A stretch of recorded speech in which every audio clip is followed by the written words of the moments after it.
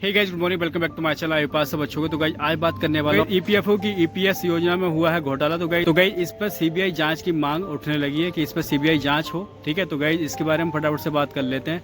तो गाइस अभी तक आपने हमारे चैनल को सब्सक्राइब कीजिए और ज्यादा से ज्यादा सपोर्ट कीजिए। तो गाइस आइए फटाफट से बात कर लेते हैं। तो गाइस आइए फटाफट से बात करेंगे, क्या ईपीएफओ की ईपीएस पेंशन योजना में हुआ है घोटाला, सीबीआई जांच के उठने लगी मांग।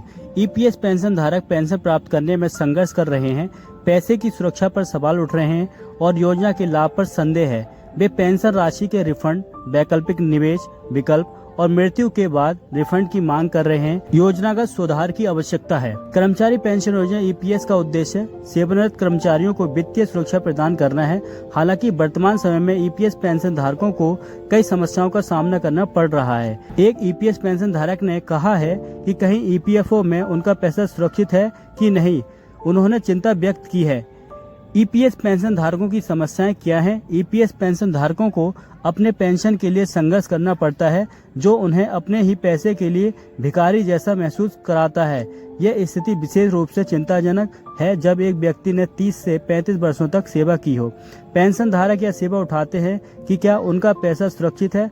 अगर ऐसा नहीं है तो इसकी जांच सीबीआई द्वारा की जानी चाहिए।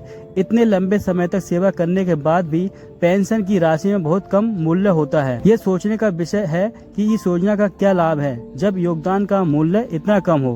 पेंशन धारकों का मानना है कि उनकी पेंशन राशि को वापस किया जाना चाहिए और उन्हें एक वैकल्पिक जगह पर निवेश करने का विकल्प मिलना चाहिए, जहां से उन्हें बेहतर रिटर्न मिल सके।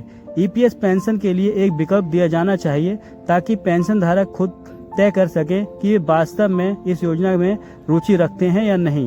पेंशन धारक ये सवाल उठाते हैं कि उनकी मृत्यु के बाद उनका योगदान उनके नामांकित व्यक्ति को क्यों नहीं लौटाया जा सकता। सरकार को संभावित समाधान पर करना चाहिए काम। पेंशन प्रक्रिया में सुधार, पेंशन की प्रक्रिया को सरल और तेज बनाया जाना चाहिए ताकि पेंशन धारकों को अपने पैसे के लिए संघर्ष न करना पड़े। पैसे की सुरक्षा की जांच, सरकार को यह सुनिश्चित करना चाहिए कि ईपीएस पेंशन का पैसा सुरक्षित है।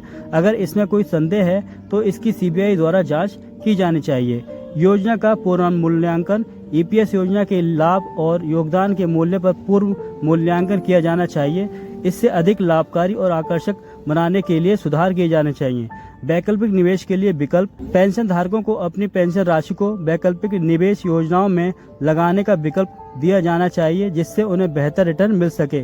स्वैच्छिक विकल्प, ईपीएस पेंशन योजना के लिए स्वैच्छिक विकल्प दिया जाना चाहिए ताकि पेंशन धारक अपनी रुचि के अनुसार इसमें शामिल हो सके। मृत्यु के बाद रिफंड की व्यवस्था, पेंशन धारकों की मृत्यु के बाद उनकी पेंशन राशि को उनके नामांकित व्यक्ति को लौटाने की व्यवस्था की जानी चाहिए। ईपीएस पेंशन योजना को वर्तमान समय की जरूरतों और पेंशन धारकों की समस्याओं के आधार पर सुधारने की आवश्यकता है। पेंशन धारकों की चिंताओं को ध्यान में रखते हुए सुधार किए जाने चाहिए ताकि वे अपने जीवन की इस महत्वपूर्ण समय अवधि में आर्थिक सुरक्षा और सम्मान प्राप्त कर सकें। सरकार और संबंधित संस्थाओं को इस दिशा में ठोस कदम उठाने चाहिए ताकि ईपीएस पेंशन योजना वास्तव में उन लोगों के लिए लाभकारी साबित हो सके जिन्होंने अपने जीवन का महत्वपूर्ण हिस्सा सेवा में बिताया है। तो गाइज आई होप वीडियो आपको अच्छी लगी, फिर लाइक करें, शेयर करें, कमेंट करें और चैनल को जरूर सब्सक्राइब करें। Love you all guys.